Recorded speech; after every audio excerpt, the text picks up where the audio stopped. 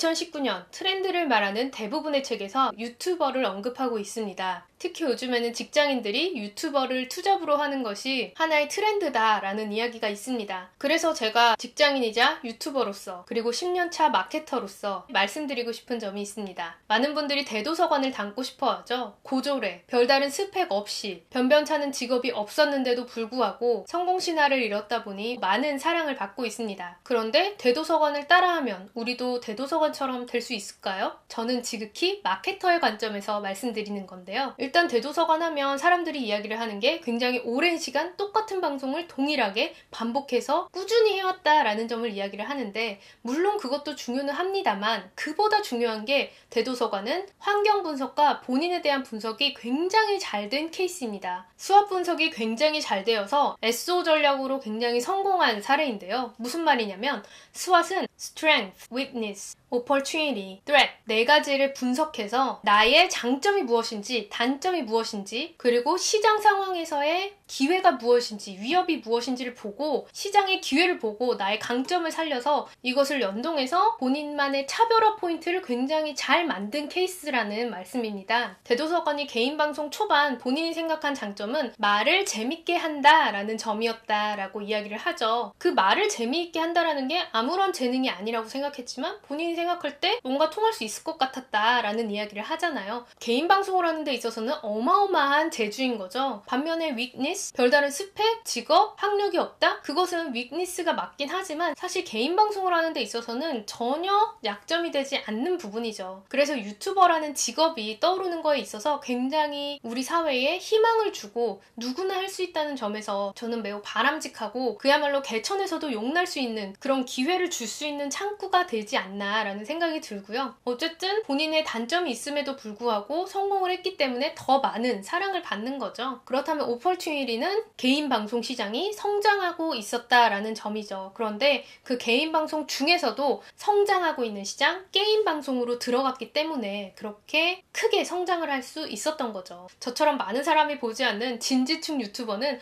아무리 열심히 해도 시장 크기 자체가 작거든요. 그런데 게임 방송이라든지 뷰티 방송 이렇게 시장이 커가는, 시장 파이 자체가 큰 곳에 들어가면 아무래도 성장을 할 수 있는 확률이 더 높아지는 거죠. 그런데 뭐 이렇게 한다고 누구나 다 성공할 수 있는 건 아니잖아요. 수많은 사람들이 너무나 쉽게 별다른 진입장벽이 없으니까 너도 나도 개인 방송을 한다는 위험 요소가 있는 거죠. 여러분들도 유튜브를 하시고 싶다면 이 수업 분석을 통해서 면밀하게 분석을 해야 됩니다. 제가 영상이 너무 길어질까봐 아주 짤막하게 하나의 예시들만 말씀드린 거지, 사실 이 분석만 해도 며칠씩 고민을 해서 자세하게 상세하게 뽑아내는 게 필요하고요. 그리고 대도서관은 POD 전략을 탁월하게 잘 해냈습니다. POD랑 Point of Difference, 마케팅에 있어서 차별화는 결코 빠질 수 없는 부분이죠. 다른 BJ들은 게임을 중계하는 것에서 그친다면 본인은 더 재밌게 스토리텔링을 하는 방식을 통해서 심지어 게임을 좋아하지 않는 사람들도 방송을 보게 했다고 했잖아요. 정말 대단한 차별화를 이뤄낸 거죠. 게다가 너도 나도 BJ로 뛰어드니까 공급자가 많아지는 상황에서 수요가 더 많이 성장하고 있고 그 수많은 공급자들 사이에서도 경쟁력을 갖추고 차별화 전략을 꾸준하게 해냈기 때문에 지금의 대도서관이 있는 겁니다. 그런데 대도서관은 오랜 시간 아프리카 TV에서 성장을 해와서 이미 팬층을 갖춘 상태에서 유튜브 플랫폼으로 옮겨 탄 거기 때문에 우리가 그처럼 한다고 해서 유튜브 안에서 성장할 거라는 보장은 절대 없습니다. 물론 본받을 점은 많지만 유튜버로 성공을 하고 싶다면 이 유튜브 플랫폼 안에서 바닥부터 성장한 사람들의 사례를 보면서 어떤 식으로 성장을 한 건지 시장 조사를 하고 벤치마킹을 할 필요가 있겠죠. 유튜버가 되는 데에도 마케팅을 아는 것은 정말 큰 도움이 됩니다. 성공한 유튜버들을 보면 마케팅 전략을 탁월하게 잘한 케이스가 많더라고요. 반면에 이 사람은 뭔데? 별거 없는데? 왜 이렇게 구독자가 많아? 하는 분들도 있잖아요. 그 사람들은 정말 시장이 작을 때 들어와서 특별한 차별점이 없었지만 시장과 함께 큰 사례라고 보시면 됩니다. 근데 예전에는 싸이월드 어마어마했는데 지금 없는 것처럼 어떻게 될지는 모르죠.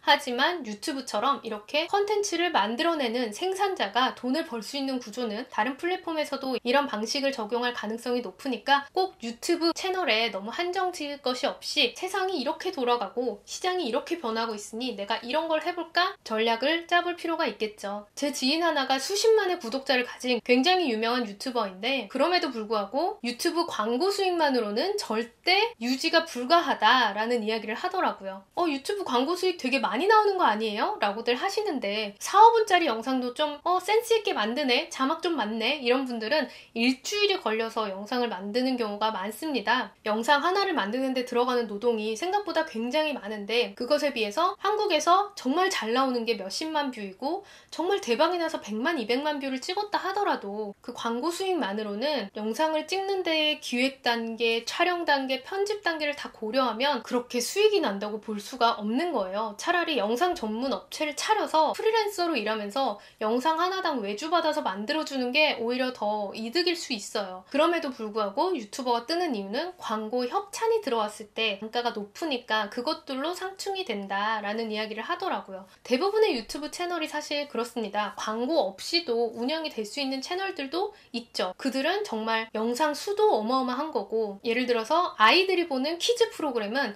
똑같은 거 보고 또 보고 하니까 계속 돌려서 보니까 수익이 많이 창출이 되지만 대부분의 유튜버들은 그 수익으로 생활을 유지하기가 생각보다 빡세다고 하고요. 그거는 알고 내가 무조건 돈만을 위해서 유튜브를 해야지, 나 회사 생활 하기 싫으니까 먹으면서 방송 찍으면 돈도 번다는데 그거 해야겠다, 이런 식으로 접근하시면 절대 안 된다는 거. 유튜브를 해서 가장 좋은 건 내가 만든 컨텐츠를 누군가가 보고 그것에 대해서 좋은 평을 남겨줘서 내가 창작한 것으로 누군가에게 도움을 줄 수 있구나 라는 의미성의 측면이 굉장히 큰 것 같고요. 재미있는 영상들을 만드는 분들도 많은데 다른 사람이 재밌다고 했을 때 그 자체도 의미 있는 거잖아요. 이렇게 내가 원하는 대로 원 없이 창작을 할 수 있고 그것들의 반응을 볼 수 있다는 게 가장 큰 매력인 것 같습니다. 유튜브도 결국 내가 주어진 일에 대해서 열심히 하는가, 시장 상황을 잘 파악하면서 분석을 해나가고 발전시켜 나가는가의 문제이기 때문에 편한, 쉬운 삶일 거다, 그런 환상을 가지고 무작정 장비부터 구입하지 마시고요. 저는 여전히 가성비 좋은 핸드폰 G7으로 촬영을 하고 있고 돈만 보고 유튜버 하려는 경우 회사가 싫어서 유튜버나 할까? 그런 생각하기보다는 유튜버에 대해서도 더 공부를 하시면서 명확한 컨셉을 가지고 수학 분석 해보시고 나만의 POD는 무엇인지, 나만의 컨셉과 스토리는 어떻게 잡을지 잘 고민해보시고 그렇다고 해서 하지 말아라? 그런 거 전혀 아닙니다.